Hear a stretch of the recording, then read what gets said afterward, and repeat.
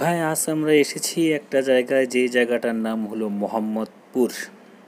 মোহাম্মদপুরের পাশে দেখতে পাচ্ছেন, পাশে পিচঢালা রোড, পাশে তাল গাছ, খেজুর গাছ এবং বিস্তীর্ণ পাট ক্ষেত।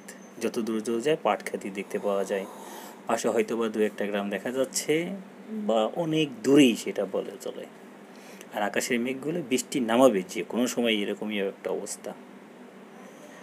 এক পাশে পিচঢালা রোড, আরেক পাশে দেখেন আপনারা এখানে ইটের রাস্তা। অবাক না?